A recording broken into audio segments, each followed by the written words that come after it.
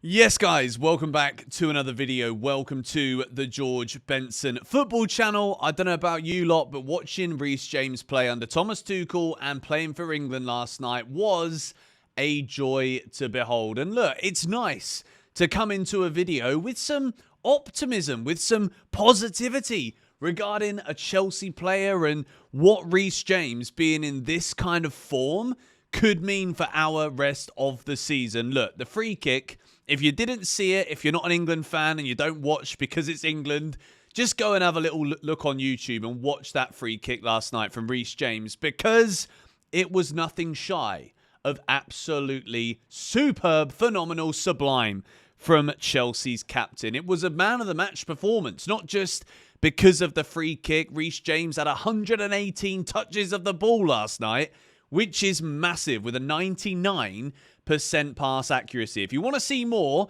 I did 6 things we learned from England's 3-0 win on More GBFC. Check that video out. I'll put it as a card up on the screen here. But Reece James being in this kind of imperious form bodes very well for Chelsea. And I want to talk here because it absolutely is a sticking point and a talking point right now, because Thomas Tuchel was even asked in his post-match press conference about what he thinks about Maresca, saying that Reece James is more of a midfielder. And obviously Thomas Tuchel has come out and off the back of coaching a 3-0 England win, with Reece James being man of the match, everyone's listening to Tuchel's comments, and then as a result of that, they're saying, well, Maresca don't know what he's doing, and Thomas Tuchel does, which is, I guess, like the basic way that football works, particularly with media narratives and whatnot. But Tuchel doesn't believe that Reece James suits being a midfielder, particularly in games where there are going to be ebb and flow transitions, and it's not always going to be as simple as, let's say, what England experienced last night against Latvia, which was complete dominance, playing the entire match pretty much in the Latvia half. So I want to speak about my opinion here on Reece, because as much as last night we saw him as a right back, and throughout the majority of his career, he's obviously been a right back. There were moments at Wigan that Maresca's obviously looked at, and then Maresca now is looking at Chelsea and thinking, well, Reece could play in the midfield there. And to be quite honest, I don't necessarily think Maresca sees Reece James as a midfielder. I think it has been predominantly because without Latvia, do we have enough defensive coverage in the midfield? The answer to that is probably no, because Enzo Fernandez wants to be getting forward, so maybe Reece James could be used in that role. I've always thought, yes, Reece could be used in that role, but the best version of Reece James, 100%, is when he is fit the way that he looks right now, and he's playing as a right back. Because what you get with Reece, and we could see it last night, he was winning his tackles, he was getting slide tackles in there, he looks sharp now. And I think with Reece, it's been very much about not being too risky.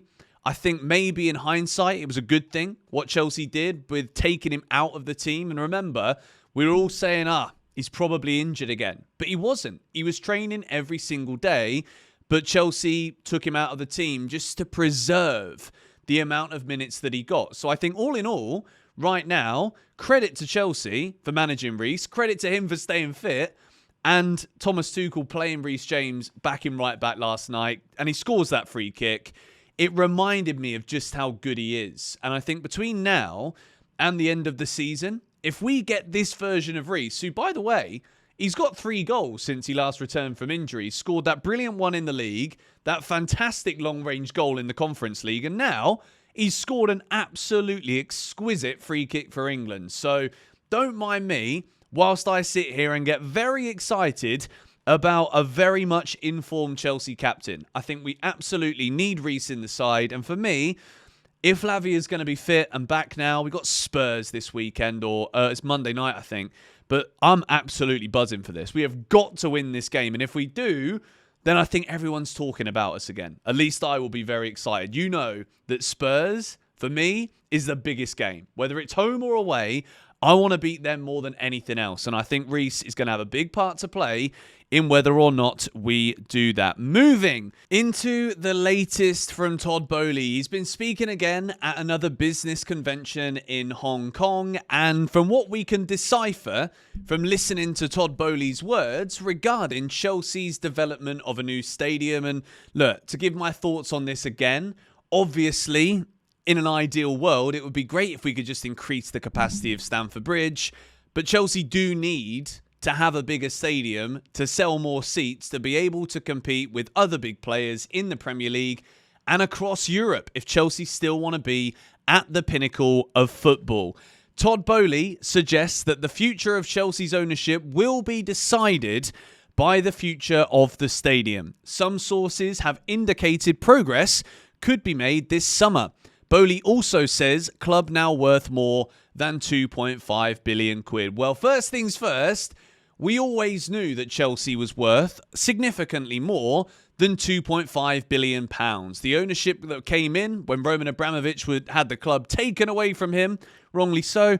But when this happened, we know that the club was worth way more than 2.5 billion pounds. So, despite Chelsea's failures on the pitch without attaining Champions League football, yes, the club is probably still worth a lot more than that initial £2.5 billion investment. And I think it is very interesting here when we think about the dynamics of the Chelsea ownership. You've got Todd Boehly and his guys, and then you've got Clearlake Capital, headed up by Feliciano and Badad Eghbali. We have heard for quite some time that there has been a rift between the two parties, so to speak. And look, there's a lot of conflict of interest right now. And I want to stress something about this new stadium because Chelsea increasing the capacity of Stamford Bridge. I know that building a new football stadium isn't like something you can just wake up in the morning and be like, I'm going to drink a banana protein shake today instead of a chocolate one. It's not that simple of a decision. But Stamford Bridge, 40,000 capacity or just over 40,000 capacity. We know, you know it, I know it. As much as we don't want to leave Stamford Bridge, at some point or another, Chelsea will have to expand if we are going to keep competing financially with the top clubs in the Premier League and also in Europe.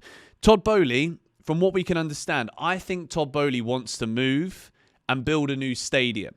And I think the problem right now is that Chelsea have been umming and ahhing, deliberating about what's possible, what should we do, for so long. And the Earl's Court project is something that people keep bringing up.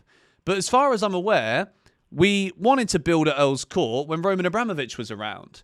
There's also, I think, 2 London boroughs, and again, there's so much politics in this that I might be wrong in saying this, but there's 2 different London boroughs that need to sign off on whatever decisions happen. The Earl's Court development project itself, well, they're just going to stop everything that's been going on and just let Chelsea build there again. Like, where is all of this idea coming from? I don't understand how people just think it's as simple as, oh, Chelsea want to build a new stadium, we'll plonk it there. It's not like that. We know this. And Todd Boehly alludes to this in the way that he was speaking and what he was saying regarding Chelsea. We're trying to build in the middle of flipping London. There's a lot of constituents, he says, that obviously needs their opinions validated, and stakeholders need to have a say in what happens here. And obviously the Chelsea pitch owners, which I've spoken about before, are a big one in this one. If anything's ever going to happen, it requires the majority of the CPO to agree to it. So I think the most interesting takeaway from these Todd Boehly points is that there is a big likelihood that we see the disbandment of this ownership as we know it in the very near future. If we're hearing that this summer there could be a breakthrough in what that decision is regarding Chelsea's new stadium or developments or whatever, if it doesn't align, and if Boehly and Clearlake and all these guys cannot align that vision, then I strongly anticipate it will be Clearlake that buy out Todd Boehly.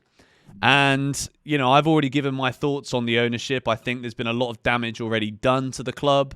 I think there are a lot of irreversible things that we just have to just suck it up, basically, and realize that the damage has been done regarding where we spent the money, how we spent the money. We're already a sell to buy club because we have invested too much in the wrong personnel. We've hired and fired too many managers again already. So look, we spoke about Reece James at the start of this video. I'm excited about that. I'm excited about the rest of this season. I believe we can go on and finish in the top 4. But what is frustrating is how there's very little clarity about what happens off the field for us fans. It's very difficult to really back anything when we can already see that there's probably disagreements happening on a daily basis just between the parties involved with the ownership. It doesn't fill me with confidence. I'm sorry. And I know a lot of people are like, just let it all play out. Like, be positive, Benson. And I'm like, well, you know, how are we all supposed to agree if we know that the people that are in charge don't agree between themselves? Do you know what I mean? So what are we supposed to follow here? What are we backing? That's what I want to know.